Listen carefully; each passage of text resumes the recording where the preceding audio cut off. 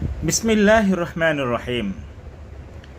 আমরা যেই সমস্ত মাধ্যমে পবিত্রতা হাসিল করি, সেই পবিত্রতা হাসিলের অন্যতম একটা মাধ্যম হলো গোসল। তো গোসল কখনো সুন্নত হয়, কখনো মুবাহ হয়, কখনো ফরজ হয়।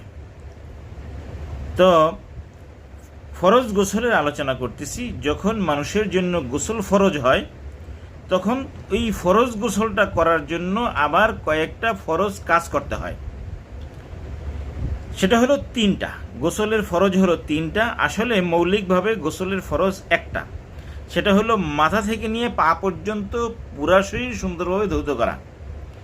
এখন এখানে দুইটা অঙ্গ আছে এমন, যেটা এক হিসাবে হইল শরীরের বাহিরের অংশ, আর এক হিসাবে হইল ভিতরের অংশ। যদি আমরা নাকের ফুটা দিয়ে তাকাই, তাহলে কিছু অংশ আমরা দেখতে পাই। যেহেতু এটা দেখতে পাই, সেই হিসাবে এটা আমার শরীরের বাহিরের অংশ। যেহেতু এটা একটা আবরণ দিয়ে ঢাকা, এই জন্য আবার এটা কি ভিতরের অংশ। আবার এই আমাদের আরেকটা অঙ্গ আছে মুখ। এই মুখটা যদি আমরা খুলে ফেলি, তাহলে এটা বাহিরের অংশের মতো। আবার যদি বন্ধ করে ফেলি, তাহলে এটা ভিতরের অংশের মতো। এই জন্য যাতে করে আমরা এ ব্যাপারে কোনো সন্দেহের ভিতরে না পড়ি, ফুকাহায়ে কেরাম সুন্দর করে সাজিয়ে আমাদেরকে এখানে মার্ক করে দিয়েছেন যে দেখো, যেহেতু এই দুইটা অঙ্গ, এটা এক হিসেবে বাহিরের, এক হিসেবে ভিতরের। আর আল্লাহ তাআলা বলছেন ফাত্তাহারু, তাগিদ দিয়ে বলেছেন যে তোমরা কি করো, ভালো করে পবিত্র অর্জন করো। এই জন্য ভালো করে পবিত্র অর্জন করতে গেলে এমন অঙ্গ গোসলের ভিতরে অন্তর্ভুক্ত করতে হবে যেটা এক হিসাবে ভিতরের, এক হিসাবে বাহিরের। যেহেতু বাহিরের একটা হিসাবে ওই অঙ্গগুলো অন্তর্ভুক্ত হয়ে যায়, এই জন্য গোসলের ভিতরে সেটাকে অন্তর্ভুক্ত রাখা হয়েছে।